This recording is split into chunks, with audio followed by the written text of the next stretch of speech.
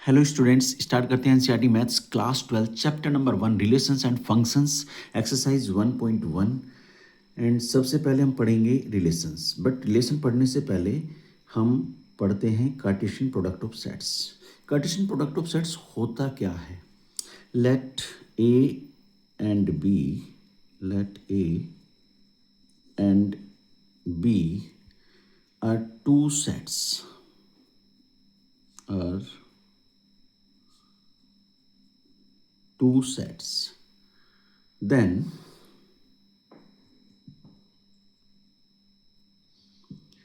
Cartesian product, then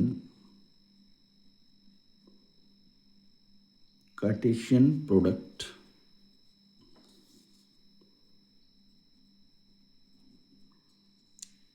of sets is represented by is represented or denoted by A cross B. A cross B is equal A B order pair में लिखते हैं ना, A B such that A B order pair है, A B such that A belongs to, या A किस में है? Capital R में, सेट ए में। तो ए बिलोंग्स टू ये बिलोंग्स टू मतलब ए में है, ये सेट ए में है। A belongs to set A and small B is second element, small B belongs to set B. ठीक है जी। एग्जाम्पल से समझते हैं। ठीक है, अब लेट कर लेते हैं कि सेट ए में जो एलिमेंट हैं वो है 1 2 एंड सेट बी में जो एलिमेंट हैं वो हम ले लेते हैं 1 2 3। ठीक है, अब ए क्रॉस बी क्या मिलेगा हमको? देखो ए क्रॉस बी क्या मिलेगा, ऑर्डर पेयर में लिखना है 1 1 1 1 1 2 1 2 1 2 1 3 1 3 2 1 2 1 2 2 2 2 2 3 2 3। ये हो गया ए क्रॉस बी। ठीक है, अब समझते हैं रिलेशन। रिलेशन को समझते हैं। रिलेशन होता क्या है? Let A and B are two sets,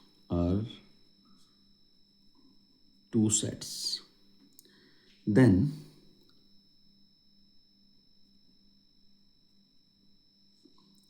A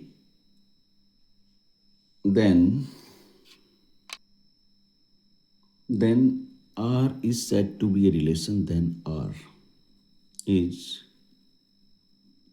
said to be a relation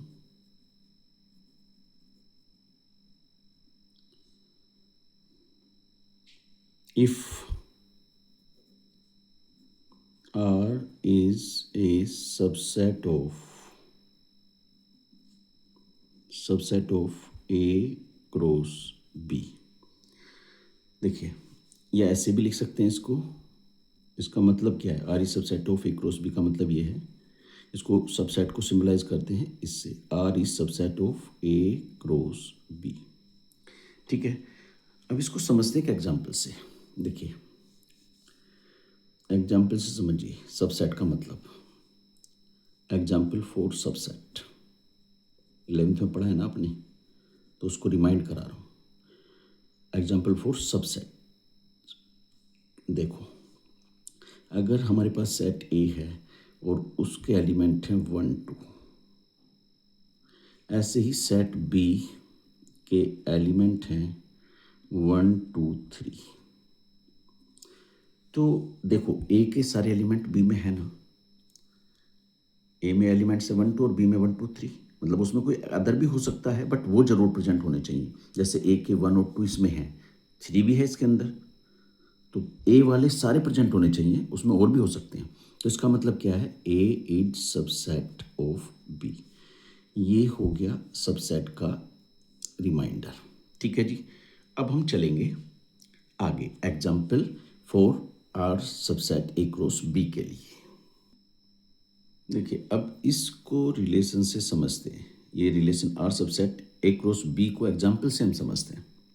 late set ए के एलिमेंट्स हैं 1 2 और सेट बी के एलिमेंट्स हैं 3 4। तो ए क्रॉस बी क्या मिलेगा, ए क्रॉस बी मिलेगा हमको 1 3 1 3 1 4 1 4 2 3 2 4 और आर सपोज है हमारे पास 1 3 एंड 2 2 3 या 2 4, कुछ भी एक ले लो, 2 4 ले लिया सपोज।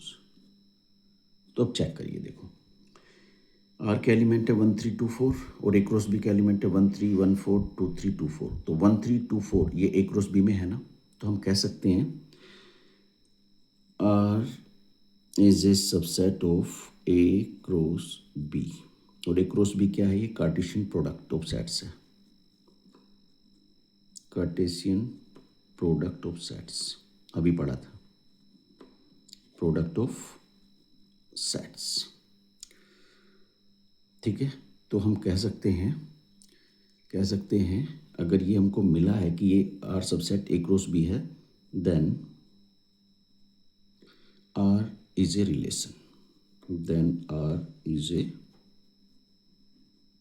रिलेशन, ये रिलेशन आपको समझ आ गया होगा। अब चलते हैं टाइप्स ऑफ रिलेशंस, समझते हैं। देखिए टाइप्स ऑफ रिलेशंस में सबसे पहले समझते हैं रिफ्लेक्सिव रिलेशन। रिफ्लेक्सिव रिलेशन होता क्या है, let A B any set, then R is said to be reflexive if, देखिए A belongs to R, A belongs to R for every, ये सिंबल का मतलब होता है फॉर एवरी ए डोमेन वाला जो है in capital A set A, for every small A in set ए। ठीक है, अब इसको एग्जाम्पल से अब समझते हैं इसको।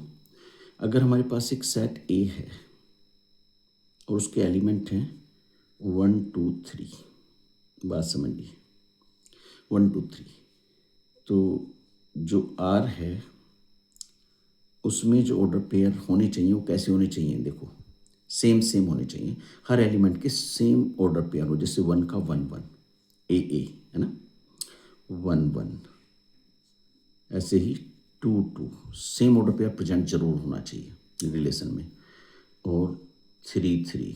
इसके अलावा भी और हो सकते हैं, जैसे 1 2 हो सकता है, 1 3 भी हो सकता है। मतलब वो ज़रूर होने चाहिए, जो एलिमेंट्स हैं सबके सेम ऑर्डर पेयर प्रेजेंट होने चाहिए। ठीक है, तो आर इज रिफ्लेक्सिव, आर जो रिलेशन है आर इज रिफ्लेक्सिव। ठीक है, आई होप ये समझ आ गया होगा। चलिए एक और एग्जाम्पल से, अगर नहीं आया तो एक और एग्जाम्पल से क्लियर कर देते हैं। अगर हमारे पास सेट ए है और एलिमेंट्स हैं उसमें 1 2 3 4, ठीक है जी, तो आर बनता है यहाँ पे अगर 1 1 1 2 2 2 3 3 1 4। अगर ऐसा बनता है, देखो 1 2 3 4 ये 4 एलिमेंट है सेट ए में, तो रिलेशन में क्या मिल रहा है हमको 1 1 1 का सेम पेयर ऑर्डर पेयर मिल रहा है। 2 का देखो 2 2 ये भी सेम ऑर्डर पेयर है। 3 के लिए 3 3 सेम ऑर्डर पेयर है, लेकिन 4 के लिए 4 4 नहीं है इसमें, तो इसलिए ये क्या है, R is not reflexive. R reflexive नहीं है, क्यों? Because 4 4 does not belong to R।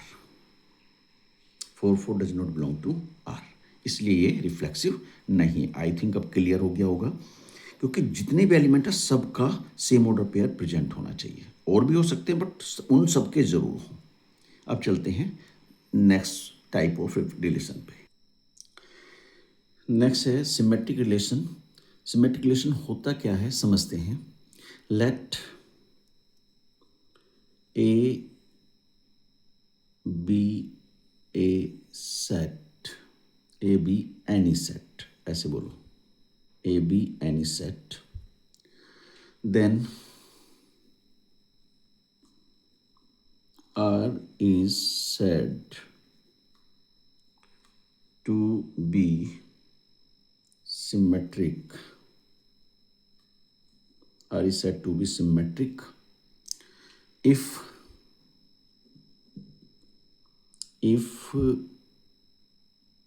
AB belongs to R such that AB किस में होने चाहिए, R में। अगर AB R में है तो इसका उल्टा BA also should be in R। AB belongs to R, so BA also belongs to R। ठीक है। for every और for all के लिए होता है, for every AB belongs to A। AB ये ब्रैकेट में नहीं लिखा है मैंने, ठीक है। इस सेट के एलिमेंट्स को बिना ब्रैकेट के लेना है और रिलेशन के जो एलिमेंट्स हैं उनको ब्रैकेट में लेना है, ये ध्यान रखिए, ठीक है। इसका मतलब होता है, मैं पहले भी बता चुका हूँ, लिख देता हूँ, फॉर ऑल और फॉर एवरी, ठीक है। अब एग्जाम्पल से इसको समझते हैं। देखिए, अगर हमारे पास सेट ए है और उसके एलिमेंट्स हैं 1 2 3, अब बात समझिए। तो आर है हमारे पास, क्या होना चाहिए, 1 1 1 2, तो 2 1 भी होना चाहिए, 2 2, ठीक है, और 3 1, तो 1 3, ठीक है, और मे बी 3 3। अब समझिए बात, देखो 1 1 1 का उल्टा 1 1 ही होता है, तो प्रेजेंट है। 1 2, तो 2 1, 1 2 है तो 2 1 है। 2 2 का उल्टा 2 2 ही होता है। 3 1, तो इसका उल्टा 1 3। 3 3, इसका उल्टा 3 3 होता है। यानी कि जो भी यहाँ पे रिलेशन में है उन सब के उल्टे भी यहाँ प्रेजेंट हैं। अगर 1 1 है तो उसका उल्टा 1 1 भी प्रेजेंट है, जैसे 1 3 तो 3 1 भी प्रेजेंट है, होना ही चाहिए, ठीक है। तो क्या बोलेंगे, R is symmetric, R is symmetric. बस ये बात आपको याद रखनी है कि जो भी यहाँ पे ऑर्डर पेयर आपको मिल रहा है रिलेशन में, उसका उल्टा भी वहाँ प्रेजेंट होना चाहिए रिलेशन के अंदर। R is symmetric relation. अच्छा, एक बात बताइए, इस रिलेशन को देख के मुझे बता सकते हो क्या इसमें रिफ्लेक्सिव बनता है, रिलेशन रिफ्लेक्सिव है क्या? देखो 1 1 1 का 1 1 है, 2 का 2 2 है, 3 का 3 3 है ना? तो ये रिफ्लेक्सिव भी होगा। लेकिन अगर मैं 3 3 ना लिखूं, सपोज मैं इसको काट देता हूं, अब क्या हो सकता है? 3 वाला नहीं है ना, तो अब ये रिफ्लेक्सिव नहीं होगा। सिमेट्रिक तो होगा, सिमेट्रिक तो यहाँ तक भी है, बट ये रिफ्लेक्सिव नहीं है। लेकिन पहले क्या था? सिमेट्रिक भी था और रिफ्लेक्सिव भी था। अब हम चलेंगे नेक्स्ट वाले रिलेशन पे।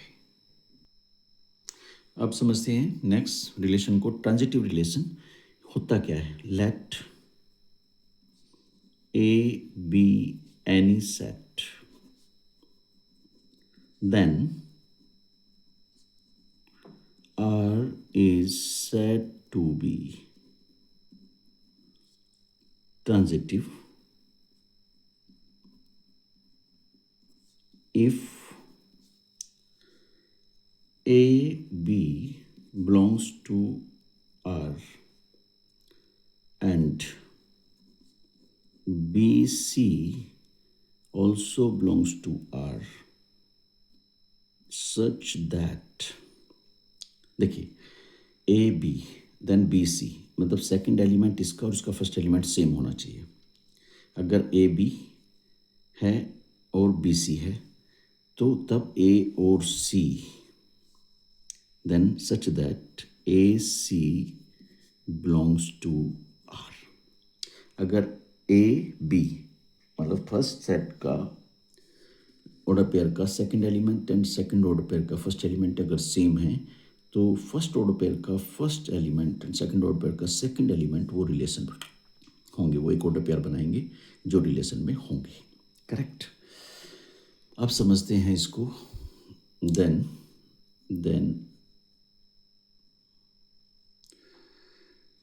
फॉर एवरी, ये तो लिख लेते हैं पहले पूरा बात।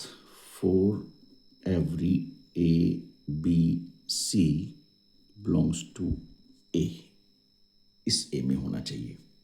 इन ए बी और सी को कहाँ होना चाहिए? सेट ए में। करेक्ट। अब इसको एग्जाम्पल से समझते हैं। एग्जाम्पल से समझते हैं क्या?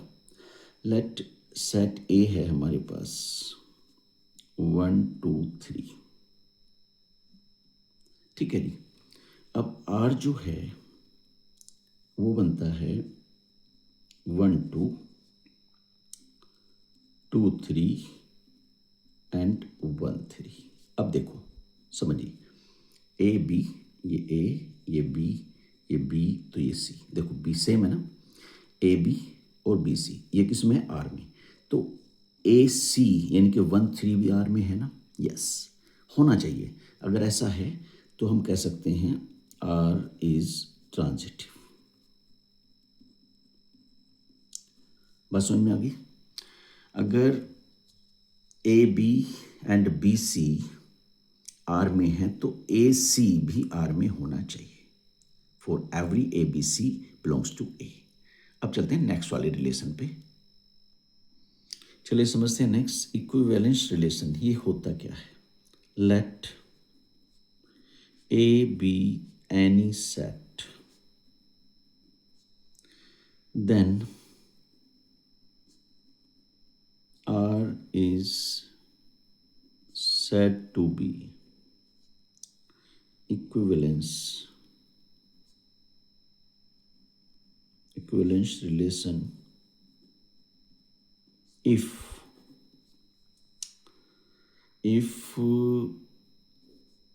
R is reflexive, R is reflexive। दूसरी बात, R is symmetric,